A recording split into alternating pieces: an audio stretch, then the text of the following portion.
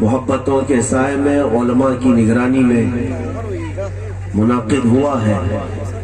اللہ کریم ان فضاؤں کی برکتیں ہم سب کے سینوں پر عطا فرمائے۔ آمین۔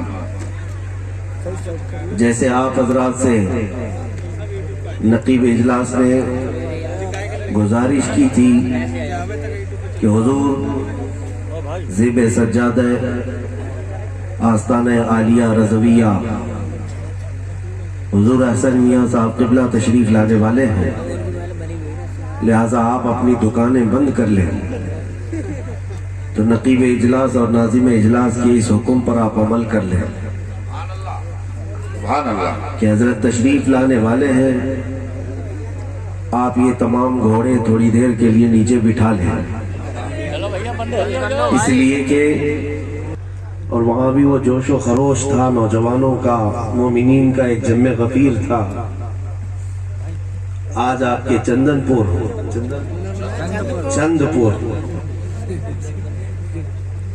اس علاقے میں حاضر آئے ہیں، لیکن آج کے سفر میں تھوڑا سا ٹویسٹ یہ ہے کہ میں آج ہریدوار سے آ رہا ہوں،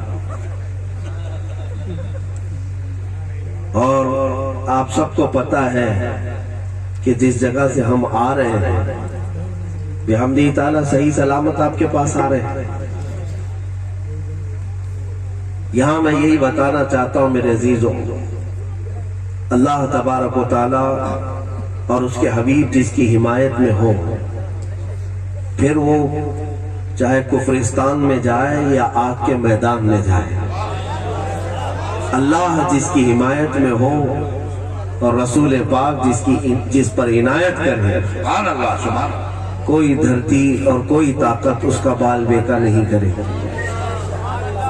لہذا ابھی جس طرح سے آپ نے مدح رسول کو سنا ہے، متحد ہو جائیے اور ناموس رسالت کے لیے بے خوف ہو جائیے، گھبرائیے مت۔ تو آپ اپنے دلوں سے ڈر اور خوف کو نکالیں۔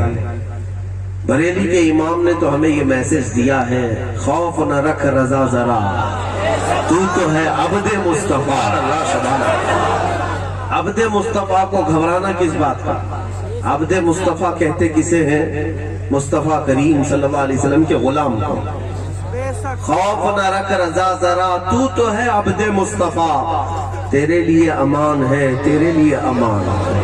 اور جانتے ہو اعلیٰ حضرت فاضل بریلوی رضی اللہ تعالیٰ عنہ جب دنیا کے سخت ترین حالات کو دیکھتے اور کوئی آپ کے پاس آ کر یوں کہتا کہ فلاں جگہ بہت بڑے مسائل ہیں، دشمن سر پر سوار ہے، انگریزوں کی حکومت تھی، جگہ جگہ مسلمانوں کے لیے دقتیں تھی، تب 100 سال پہلے امام اہل سنت عاشق صادق یوں پکار کر کہتے تھے، یا رسول اللہ تم ہو حفیظ و مغیث، کیا ہے وہ دشمن خبیث، تم ہو حفیظ و مغیث، کیا ہے وہ دشمن خبیث، تم ہو تو پھر خوف کیا، تم پہ کروڑوں دو۔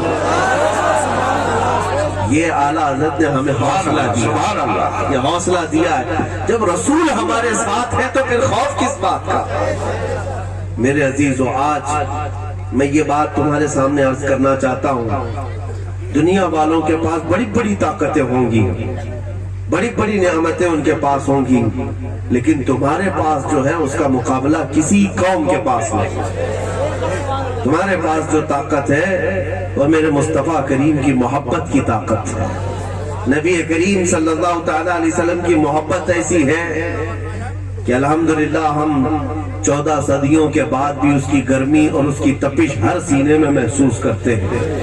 دیکھا اگرچہ نہیں اس چہرے پاک کو، ملا اگرچہ نہیں ہے اس دست مبارکہ سے، لیکن نہ دیکھ کر کے بھی 1400 سال بعد آنے والا ہر بچہ صرف گنبد خضرا کے نام پہ ہی تڑپ جایا کرتا، مچل جایا کرتا ہے۔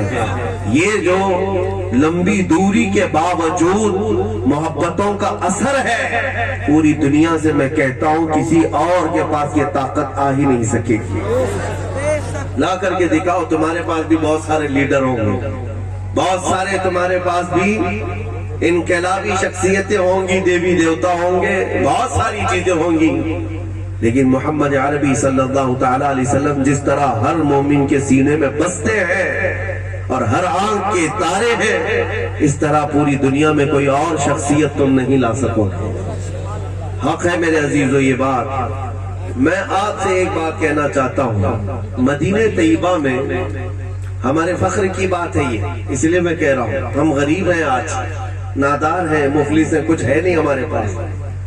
رونا تو سب رو رہے ہیں، سیاست نہیں ہے، طاقت نہیں ہے، اقتدار نہیں ہے، قیادت نہیں ہے، ایجوکیشن نہیں ہے، یونیورسٹیز نہیں ہے، کالجز نہیں ہے، اسکول ڈھنگ کی نہیں ہے، ہمارے ہاسپٹل نہیں ہے، کچھ بھی نہیں ہے، کچھ بھی نہیں ہے، غریب تو ہے۔ اور دنیا بھی اس کا مذاق اڑاتی ہے کہ یہ نہتے ہیں، کمزور ہیں، غریب ہیں، لیکن ڈرتی بھی اسی غریب قوم سے۔ مجھے یہ بات سمجھ میں نہیں آتی، جس کے پاس کچھ نہیں ہے اس سے پوری دنیا کیوں خوفزدہ ہے، کیوں ڈری ہوئی ہے؟ بڑی بڑی طاقتیں تمہارے پاس، پیٹروٹ میزائل تمہارے پاس، نیوکلیائی ہتھیار تمہارے پاس، اور یہ نہتا بیچارہ، اس کے پاس سوائے داڑھی اور ٹوپی کے کچھ نہیں ہے، لیکن پوری دنیا خوفزدہ کس بات سے؟ میں آپ کو بتاتا ہوں، مدینہ طیبہ میں رسول پاک صلی اللہ تعالی علیہ وسلم کا یہ وہ دور ہے جو ہجرت کے بعد نیا نیا دور، جنگ بدر ہو چکی تھی، اس کے بعد حضور پاک صلی اللہ تعالی علیہ وسلم نے مال غنیمت جو جنگ سے حاصل ہوتا ہے وہ صحابہ میں تقسیم کر رہے تھے۔ تو صحابہ کی دو جماعتیں ہیں، ایک انصار صحابہ اور ایک مہاجرین صحابہ۔ انصار صحابہ کسے کہتے ہیں؟ جو مدینے کے رہنے والے، جنہوں نے میرے آقا صلی اللہ تعالی علیہ وسلم کا استقبال کیا، مدد کیا۔ اور مہاجرین کون ہیں؟ جو ہجرت کر کے آئے تھے، مائگریٹ کر کے آئے تھے، مکہ سے آئے تھے، دوسرے علاقوں سے آ کر مدینے میں بسے تھے، تو وہ مہاجرین تھے۔ اور ایک جماعت انصار کی۔ جب مال غنیمت تقسیم ہو رہا تھا تو رسول پاک صلی اللہ تعالی علیہ وسلم نے تھوڑا مال مہاجرین کو زیادہ دے دیا جو مکہ والے تھے، اور مدینے والوں کو مال کم ملا۔ تو انصار صحابہ میں یہ آپس میں چیمیں گوئیاں شروع ہو گئی، بات چیت، ارے رسول پاک نے اپنے گاؤں والوں کو مال زیادہ دے دیا، مکہ والوں کو زیادہ دے دیا اور ہم لوگوں کو کم ملا ہے۔ یہ باتیں چلتی چلتی پہنچی سعد ابن معاذ رضی اللہ تعالیٰ عنہ کے پاس، جو سردار تھے۔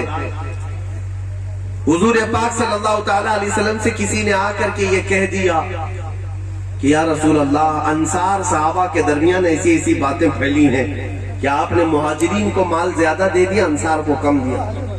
حضور پاک صلی اللہ تعالیٰ علیہ وسلم نے سب کو جمع کیا۔ جو بات میں کہنے جا رہا ہوں توجہ، صحابہ کو جمع کیا، کون سے؟ انصار صحابہ کو۔ اور حضور پاک نے حضرت سعد ابن معاذ سے پوچھا، سعد میں نے سنا ہے تمہاری قوم میرے بارے میں ایسا سوچ رہی ہے کہ میں نے مہاجرین کو، اپنے گاؤں والوں کو مال زیادہ دے دیا، تم لوگوں کو مال کم دیا ہے۔ حضرت سعد نے کہا ہاں یا رسول اللہ، ایسی باتیں چل رہی ہیں۔ اب سنو نبی پاک صلی اللہ علیہ وسلم نے کیا فرمایا، صحیح حدیث پاک ہے۔ حضور اکرم صلی اللہ تعالیٰ علیہ وسلم ارشاد فرماتے ہیں، اے انصار، کیا تم گمراہ نہیں تھے کہ اللہ نے میرے ذریعے تمہیں ہدایت عطا کی؟ تم بھٹکے ہوئے تھے، تم بے یار و مددگار تھے، کیا اللہ نے میرے ذریعے تمہیں راہ راست نہیں عطا کیا؟ انصار کہنے لگے کہ ہاں یا رسول اللہ، ہمیں ہدایت ملی ہے تو آپ کی بدولت، ہمیں ایمان ملا ہے تو آپ کی بدولت، ہمیں اسلام و قرآن ملا ہے تو آپ کی بدولت۔ رسول پاک صلی اللہ تعالیٰ علیہ وسلم پوچھتے رہے اور اخیر میں یہ فرمایا، اے میرے انصار صحابہ، وہ مہاجرین جو ہجرت کر کے آئے ان کا مدینے میں کوئی گھر نہیں ہے، نئے نئے اسلام میں آئے ہوئے بھی لوگ ہیں، میں نے ان کو مال تھوڑا سا زیادہ اس لیے دے دیا کہ ان کا دل بندھا رہے اور ان کے گھر کا کام کاج چلتا رہے۔ تمہارے تو آلریڈی مدینے میں گھر ہے نا۔ اور اس کے بعد حضور فرماتے ہیں، توجہ، یہی جملہ مجھے کہنا ہے، حضور پاک صلی اللہ علیہ وسلم فرماتے ہیں، اے انصار، کیا تم اس بات سے راضی نہیں کہ باقی وہ لوگ سارا مال لے جائیں اور تم اللہ کے رسول کو لے جاؤ؟ سبحان اللہ بہت واہ بھائی وہ لوگ سارا مال لے جائیں اور تم اللہ کے رسول کو لے جاؤ؟ انصار صحابہ کہتے ہیں اس ایک جملے نے ہمیں اتنا رلا دیا کہ ہماری داڑیاں بھیگ گئی تھی۔ اللہ اکبر پھر اس کے بعد جو تقسیم ہوئی تھی انصار صحابہ کہتے ہمیں وہ چھوٹے سے مال کی بھی ضرورت محسوس نہیں ہوتی، ہم نے یہ سوچا کہ یہ بھی مہاجرین کو دے دیا جائے جب رسول ہمارے پاس ہے۔ سبحان اللہ نعرہ تکبیر نعرہ رسالت میرے عزیزوں، اہل سنت کانفرنس ناموس رسالت کانفرنس سبحان اللہ یہ میں نے حدیث اس لیے